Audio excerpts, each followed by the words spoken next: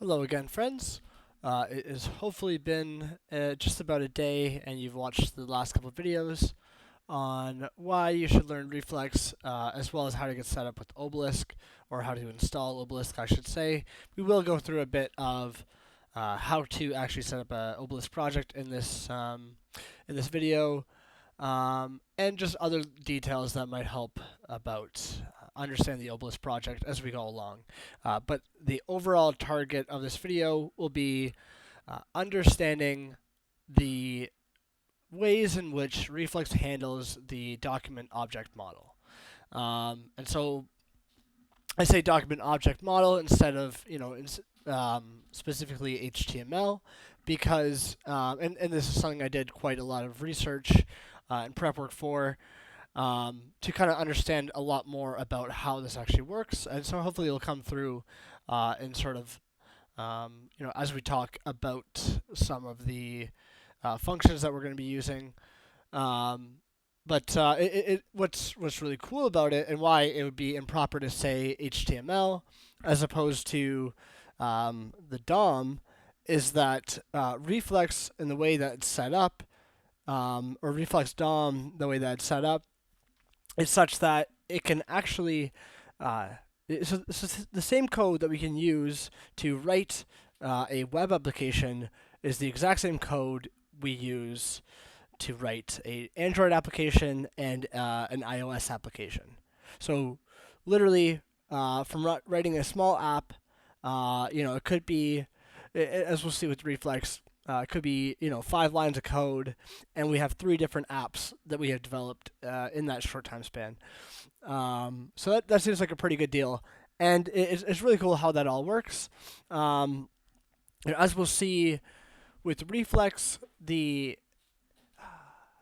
type system that's employed, or the type system that's used, and the types that are created with the Reflex library are quite complex. The classes are quite complex, but we'll see that largely they revolve around creating this sort of flexibility, so we can write, some really simple code, sort of interface code, let's call it, and we have a number of effects created.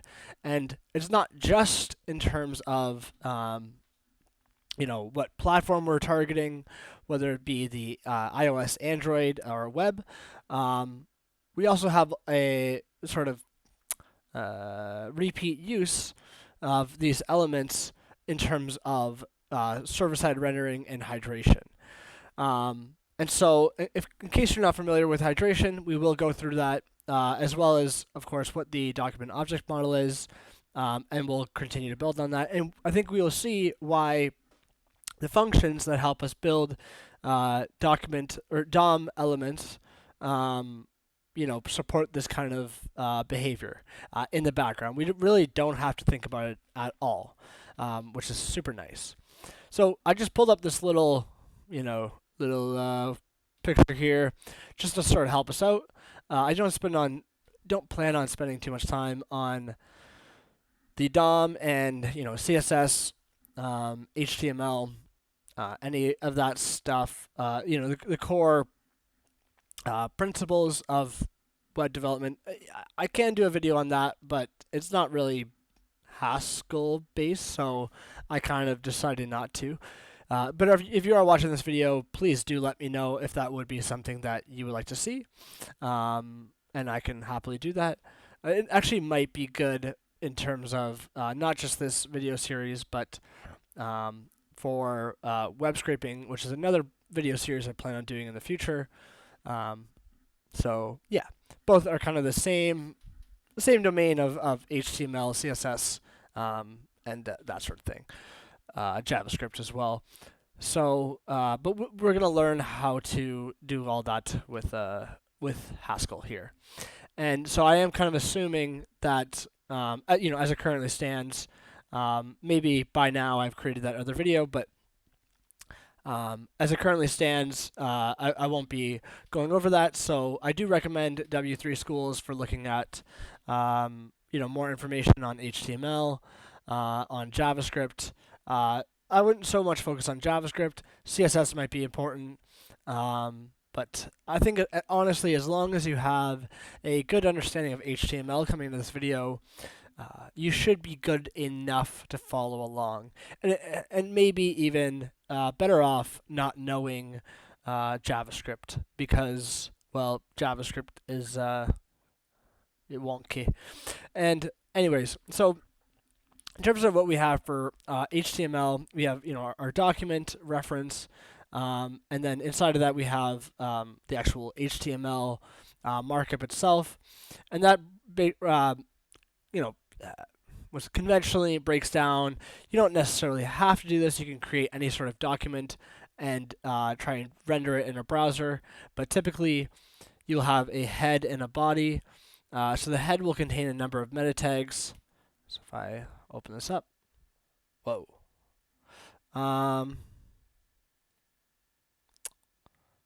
So I can look at the head here, and I see that it's a number of scripts, meta tags, and for example, there should be something in here getting our CSS or loading it from a different resource. We have a title tag, which I believe affects this here. Yes. And yeah, style tags. What am I saying? Yeah. So style tags. These seem to be not actually for style tags, but kind of a what's the word I'm looking for? More of a security feature than anything.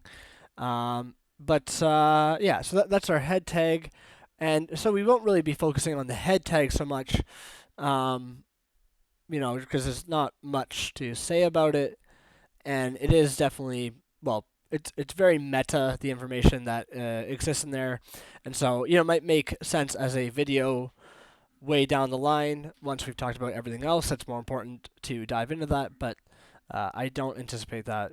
So we'll be largely focusing on how to build a nice body, which does not include going to the gym, thankfully. So, yeah, so this is the body, and so, we could look through this text here to see how this web page itself is defined. If I do Control-Shift-C, I can hover over a particular thing and see where that element exists in the text form of the HTML, and I can see it's an image, which is why we see an image. It has a class parameter, class attribute, I should say, and then a data source, a source attribute, I should say, which points to the actual image data. And here, really, image tags are kind of a bad example because they're a little unique. But what we would see with something like a div, which is a much better example, is that what we have is an element tag, a number of, effectively an unlimited number of attributes, and then this little ellipses here, which denotes what's inside the div. So if we click on that, we'll see that this div, right? So div starting here, ending with this end div tag, or closing div tag. We can see that it contains a number of different elements, and those elements contain more elements, and just recursively builds into this sort of this tree of HTML. So yeah, but is there anything more to say with this? Not really. So now we can talk a bit more about server-side rendering, though. And server-side rendering has a number of different implementations. It's wholly up to the user, the implementer, how server-side rendering actually works. However, the common case, or what I would strive for with server-side rendering, is actually, we got to back up before I give an example of what to do. But what server-side rendering is and might look like for this web page, server-side rendering is rendering the HTML and such and you can render the JavaScript in the case of, I believe Reflex does this. I will check that before we get to our JSON video, which is coming up. But we would render the HTML for the user, designed specifically or filled in specifically for that user on the server, but that will take some time. So in order to provide a nice user experience, we will send them a web page to start, and it might look something like, we might have this very basic image, which is just going to be a placeholder for all of these images. We haven't even got the values of the image references to populate the HTML yet, and so to be quick about it, we just have this quick, easy to load, very small image that will show up and will keep the user entertained for the fraction of a second until the web page is fully loaded. And so, you might also not load any of the JavaScript in order to make that first sort of page being sent to the user a lot quicker. But that's what server-side rendering is in a nutshell in terms of how I would do it. And so, what does that matter for us in terms of learning about Reflex DOM, and particularly, how to build static web pages, and not necessarily static web pages, but web pages that don't have a lot of JavaScript. We're not going to be doing anything with JavaScript today. We're just really going to stick to HTML with Reflex in this video, so to speak. Where's it going? So, crud, lost my train of thought. But believe where I was going is I was finishing off server-side rendering, and I really should have a script for this, but so yes, why do we need to care about this with server-side rendering, in terms of what we're talking about today with Reflex and writing DOMs, and the reason for this is simply it is good to know because this is hidden in the implementation of how Reflex works. We only need to describe or say what element we want. So, for example, we're going to look at how to build a div. Very simple. But automatically, that div is hydratable just by virtue of how we've written it and how Reflex is implemented under the surface. So super neat that we can do that, and not only can we do server-side rendering, we can also do output to 3 different platforms, web, Android, and iOS. So huge selling point for me personally. But anyways, so let's get started. Let's get begin building a template that we can look at and learn from. So I'm going to use, obviously going to use or Obelisk, I should say. And I'm just going to show the help command just because, I don't know, I found some people just don't even know about the help command at times. And it's just good to see our list of options. Check it out yourself. Anyways. But we're going to use the command ob init. And so I have this empty directory here.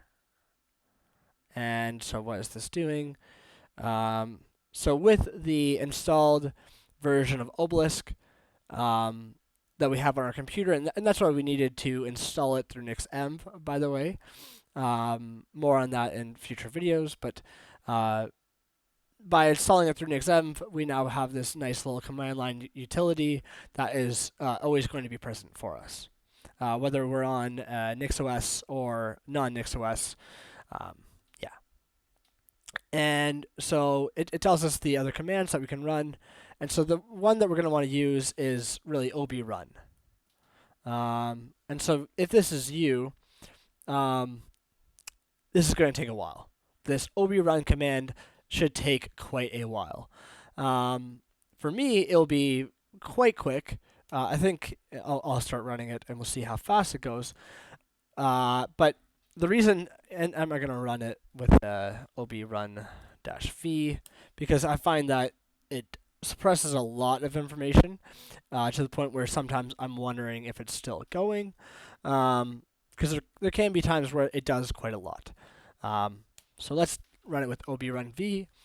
And what it's doing here is, basically just a lot of Nick stuff. There will be stuff that we learn about with how Obelisk works once we get through all of our learning on Reflex. And we'll see that it has for instance, a little system for dealing with static files that make it quite easy to deal with static files. But anyways, so just now compiling. This should be quick. A lot of utilities here. And so in case I haven't said it, the actual, this is how, at the start I was finding the documentation, is I would just search simply on Google Reflex DOM core. And there is also, it's worth noting that there's Reflex DOM and Reflex DOM core, this one being Reflex DOM core. Reflex DOM core is better for use with libraries, whereas Reflex DOM is more for executables. And if you dig through the Reflex DOM, available modules that you can click on, like for example, this one you cannot click, whereas this one I can.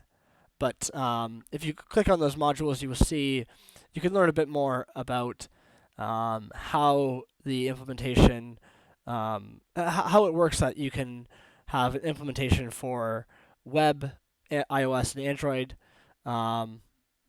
And yeah. And then lastly,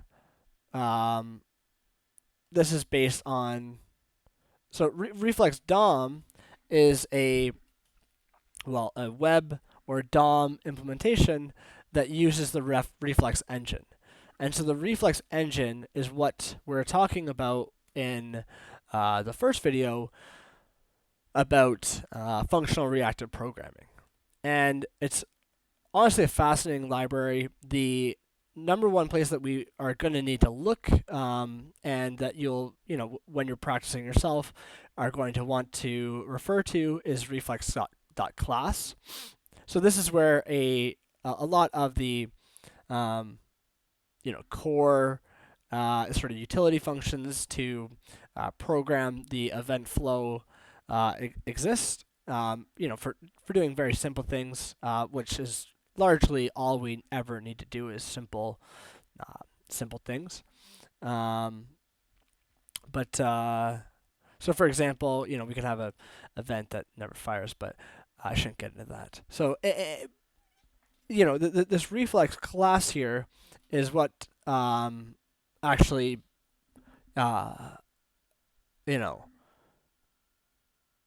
what keeps track of, so I think I mentioned in the previous video, or the first video, that we're explicitly tracking time.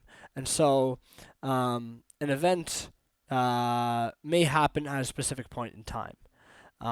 And we can run logic based on, for example, if two events happen at the same time. And all of that sort of comes down to Reflex. And this Reflex class, which we will be talking far more about in a future video. But this is kind of, in a way, like a third introduction to Reflex, because there is a lot to talk about. But anyways, so now we can see, I thought this would give me a clickable link. Anyways, I guess I got to go to localhost 8000. And so you should now be able to see, this. And quicker words, this this thingy. And I guess this is an obelisk or something. I don't know. But yeah, and so what this page is trying to do is trying to show us a little bit about how to interact with an Obelisk project, where the string comes from config. We will learn about that in a second. But really, so well, we might as well start diving into it now. So I have refreshed this directory, and we can now see that there's in particular, a backend folder, common, config, front end, and static. Static we'll forget for now, and we'll only actually really be working today out of front end.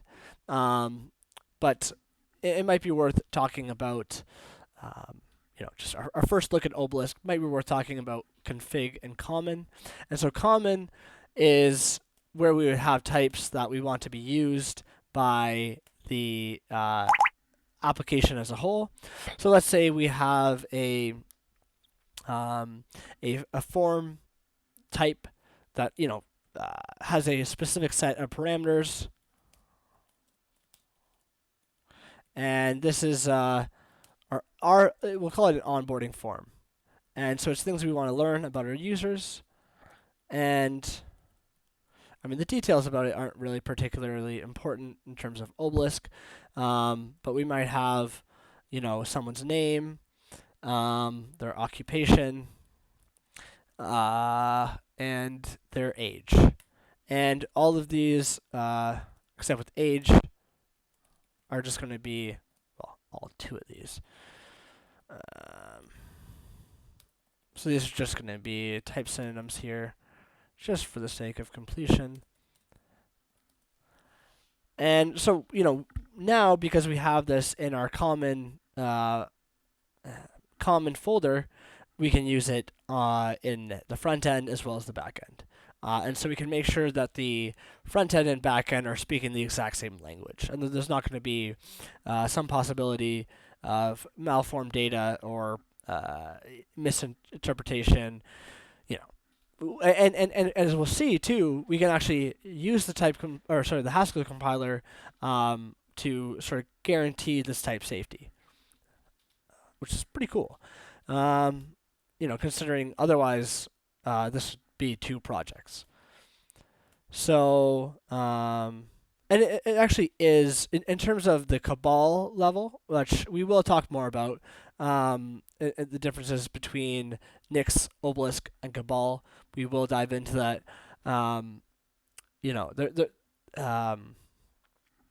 These are technically multiple different Cabal projects, but we will explain that more.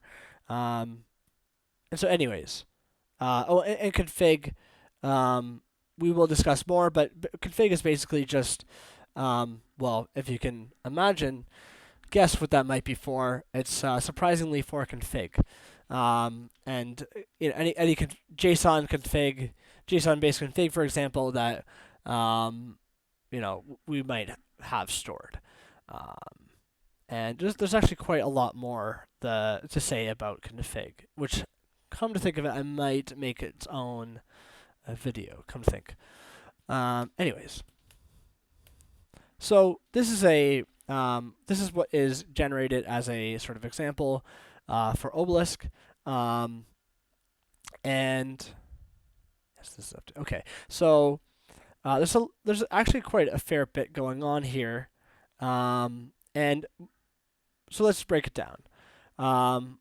As we were talking about before, we have our head and our body, and so this is going to create. Let's go and see. It's quite simple, so. Just want to, however. So as you can see, we have, where does that come from? Well, this effectively, at the end of the day, just creates this. I think this is all expanded now. And for example, we can see that our title, our this line here, L title, with the text of Obelisk minimal example, produces this. And just to drill the point home, in the context of Android or iOS, would do the equivalent sort of thing in the head of that document object model. Um, yeah, and so what else does it say here? There's some template Haskell here, and template Haskell is not something we've covered, just because it doesn't really fit well into simple Haskell. There's a number of great tutorials out there for it. I might do something about this as we go through as we get deeper into static, but that will be its own kind of thing. And so here, avoiding looking at this here, if we were to kind of, I guess even just say that, which I'm going to have to undo in a second. What we're doing is setting the attributes, and this is just another more dynamic way to set the attribute. And I'm going to delete this for now because it's not important. And I am also going to delete this or comment it out. But really, so these kind of three functions here are really what we're actually looking at, and as complicated as our work becomes. I will go into explaining what these what these functions are actually doing, and how that connects back to being, able to fit across a number of different platforms, as well as being hydratable. But yeah, so let's dive into that now. So we'll be able to find this by going to Reflex DOM core, and this is in Reflex DOM widget basic. And so, as the name might suggest, there is just a number of very simple ways to create DOM elements, and this is 90% of the workhorses that you need. Yeah.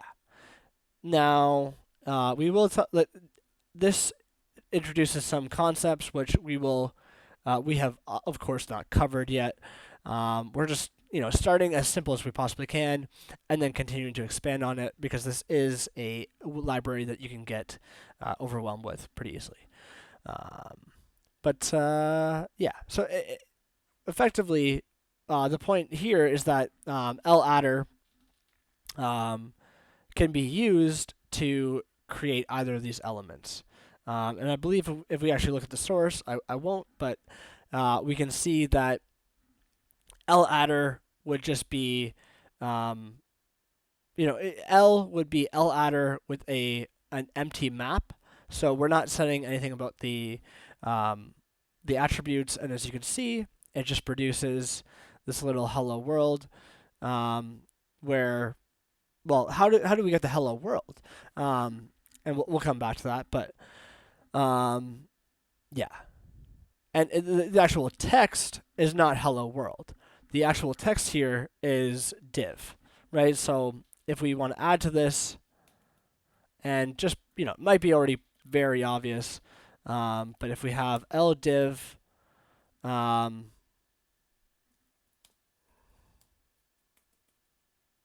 going to say, yeah, well, I'm kind of jumping to what I was trying to hide.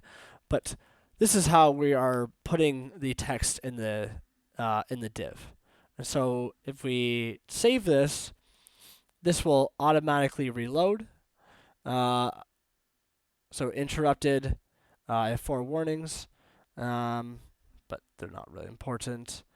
And not sure why that happened. Not sure what that meant, but so now we can see that we've changed our DOM, and we now have hello world. And yeah, so now, you might have been wondering though about this argument, the MA, and the fact that it's MA to MA. And that's really simple if you know HTML. All we're saying is that this is a container, right? So We describe how to build a container. In the case of ladder, for instance, we're going to say it's an ldiv. We're going to change this to an ladder. We're going to say that its ID is, I don't know, my element.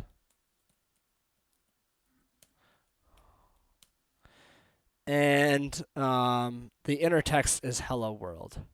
So this is going to work. This is going to compile. And we'll come back to this in a second. Well, we didn't do anything really, but looked like it changed for some reason. Anyways, so what we're saying here, this is a helper function to create a map. If you are familiar with maps from, I believe I did a previous video which spoke about them. Actually, I didn't really need that either. Let's do. Well, wait, no, I will. So we could, for instance, write it like this, and then continue to add a tuple of text and text, and then use from list to create a map. However, Reflex has nicely created the equals : function to allow us to set attributes. So what is it? My element. Not that it matters, but it's my element. And that will result in what we see here. So, and we can continue to add elements by appending, because what this does is this is creating a map, or a singleton of a map, and then we are just concatenating, or appending, or whatever. They both mean the same thing in a sense. Whatever you prefer. Hopefully you understand. Hopefully you got what I'm saying. Whatever language I used. And that will create a end map, which will create our ladder. So we have this text hello world, but that's not very interesting. Let's do something else. And so, first off, what is text? What did we do here so that we can build on that complexity to create more interesting documents? So we know that the type of text must be of the type MA, and we look for text in this here. It's the first one, and so it takes a text from data.text, which is just like string, for the most, in terms of how you use it, and that will create a text node in the DOM builder T monad, which we will talk about.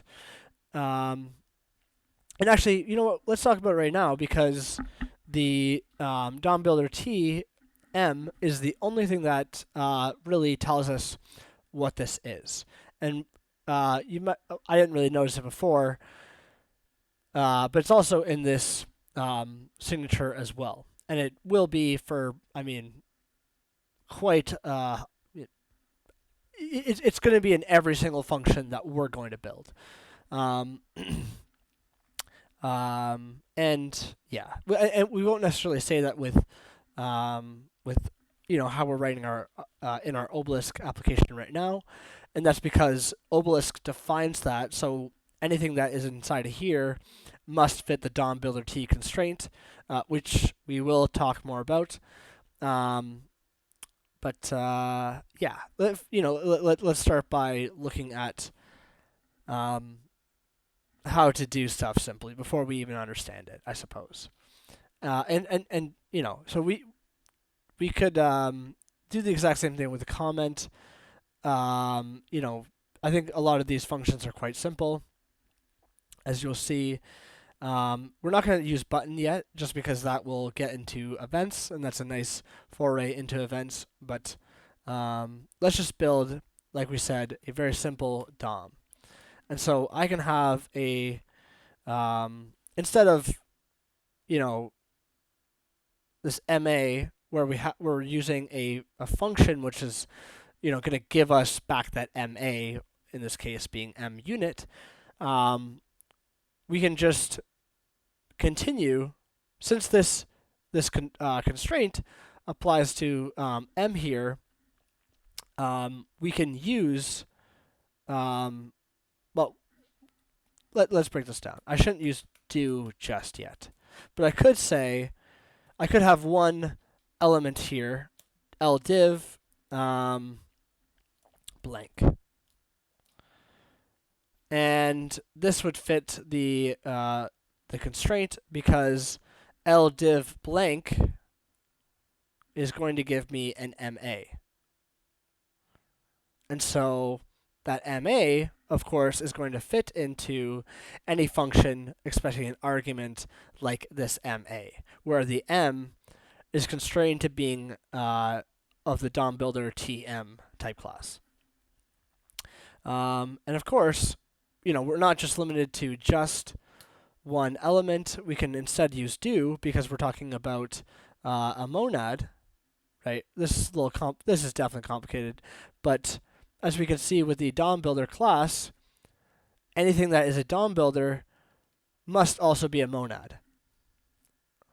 And so that allows us to use do, and we're going to say ldiv hey. Oop.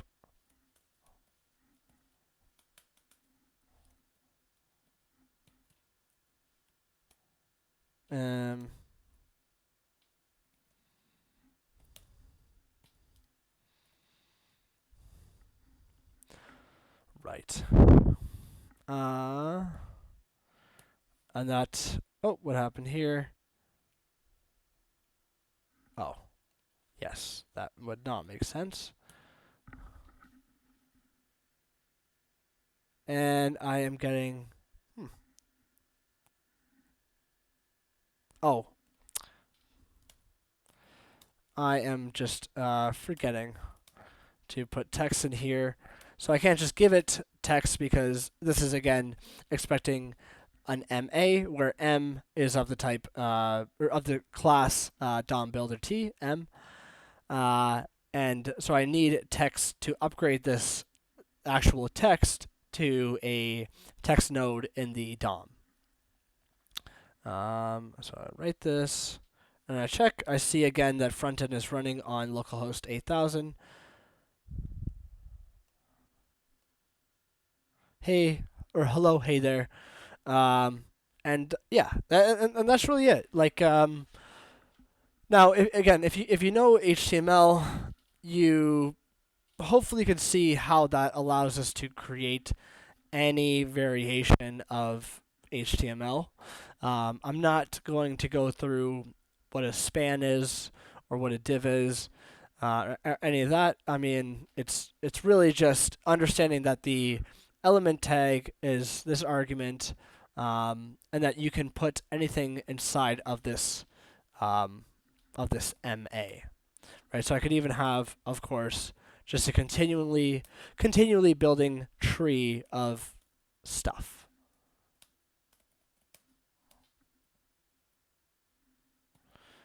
Yeah.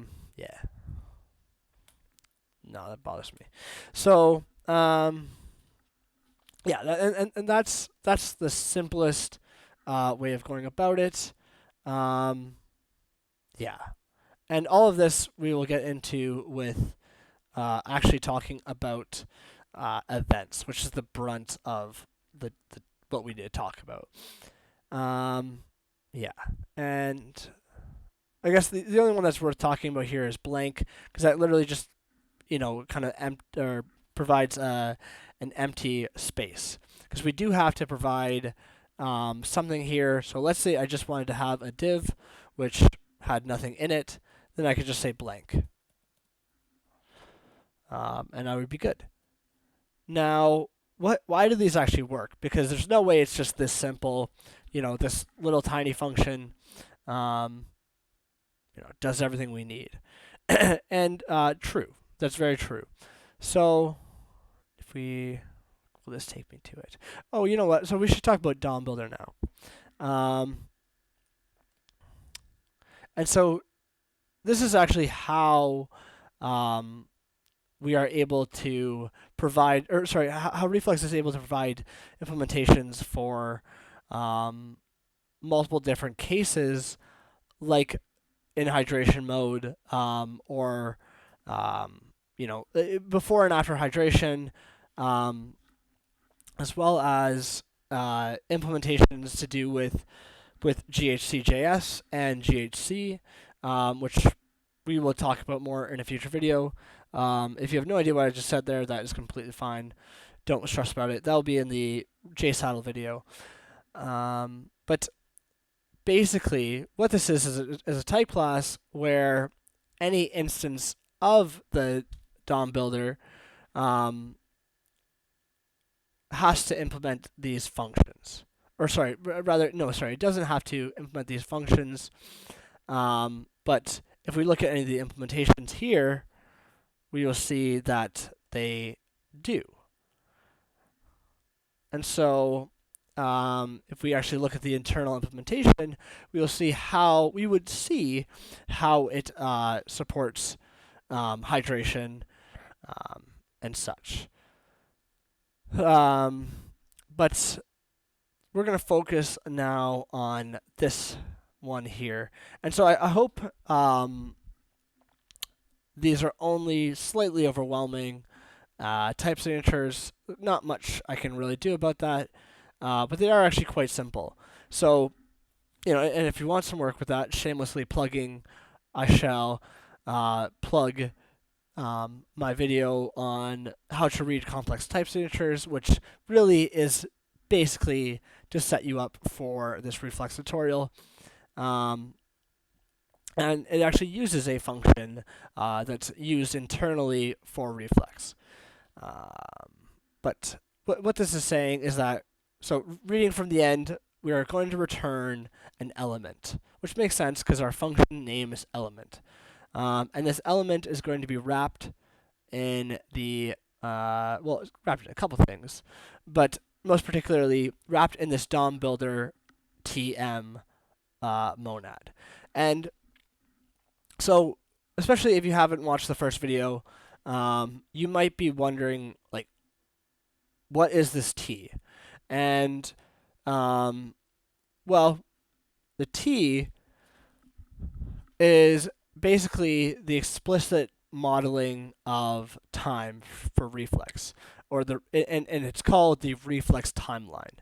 And so you can get really deep into understanding how Reflex does it. I have read through it all, but to say that it is worth diving into is not really worth it. What you need to know about it is, how I talked about FRP being very nice for intersectional systems.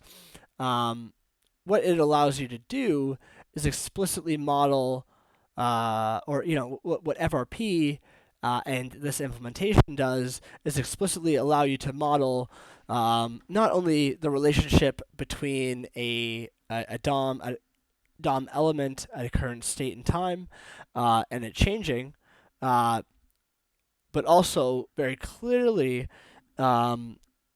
separate the relationships between two parts of the DOM.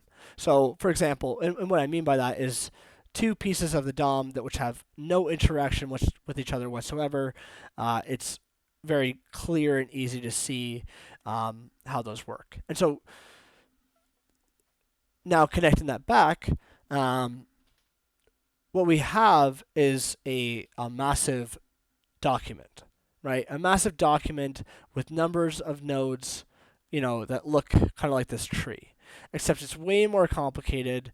And if anything is a good example, well, yeah, sure, that's a good example, in the sense that it is a lot more complicated.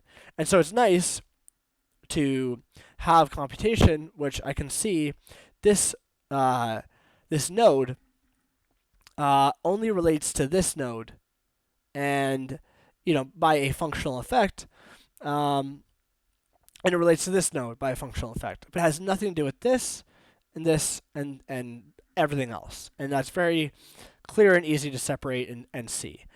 Um, so um, yeah, and so anyways, the core understanding to take away from this DOM builder TM class is that for any implementation, it has to be able to take a number of different types of config. And so config, for example, being element config. And so continuing on with this function that I am just jumping away from for some reason, what we produce is inside of that DOM builder TM monad, um, we yeah, I hate the wording there, but anyways, what we produce is an element parameterized with a couple different pieces, such as the timeline itself. And so we're going to see this T everywhere, right? And another thing it does too, and what Reflex talks about, the one of the goals of the T is that let's say you have multiple different or it is possible to have a web app which uses Reflex in multiple different places as a little tiny piece of the DOM. And so this will, no matter how many different timelines you have, it will be clear for the event and data flow which timeline relates to which timeline. Or, yeah, and therefore which events relate to which events, or um, you know outputs and which events relate to a source and an event result. Um, anyways, so this argument might be a little confusing because, well, we don't really have much information about it or have these nice data constructors like element or element config. But if you notice,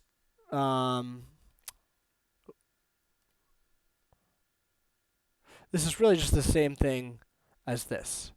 And although our class constraint is up here instead of being directly in the type signature, right? Like how if we literally had what I mean by directly in type signature, just to be very clear, is if we had DOM builder TM and then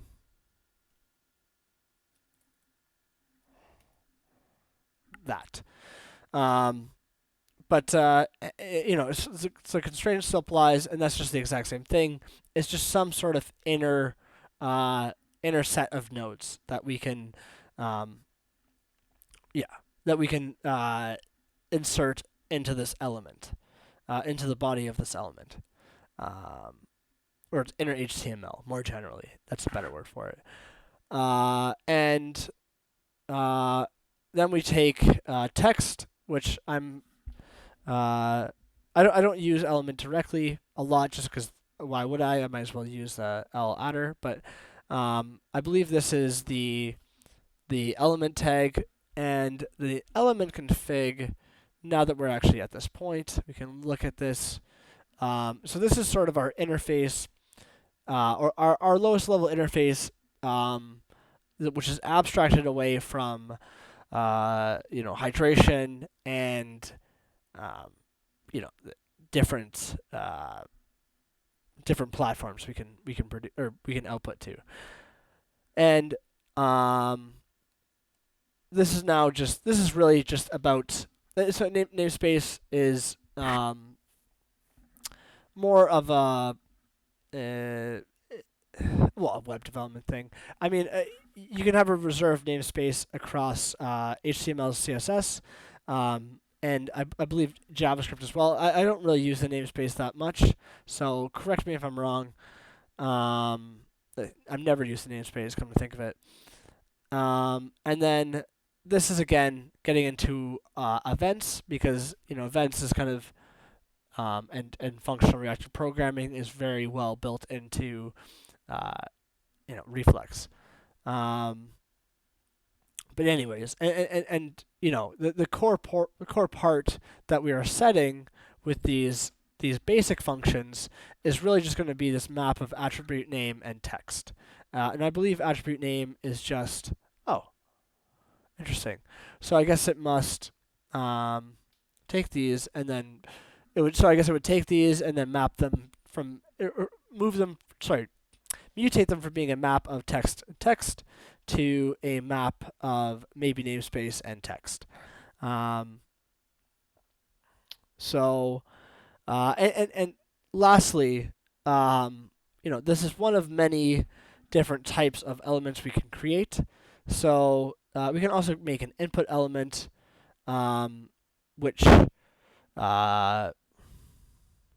I think we'll save for the next video. But the point here is that these are sort of our ways in which we can write very basic HTML with Reflex. And yeah, and yeah. Well, so we keep it at that for now. So I'm already at. Holy, okay. I'm definitely cutting it off then. But yeah, I hope you enjoyed that video. Again, there's a lot here, but that core understanding is really what matters. And we will understand more about this as we go along. So thank you so much for watching, and stay tuned. Peace out.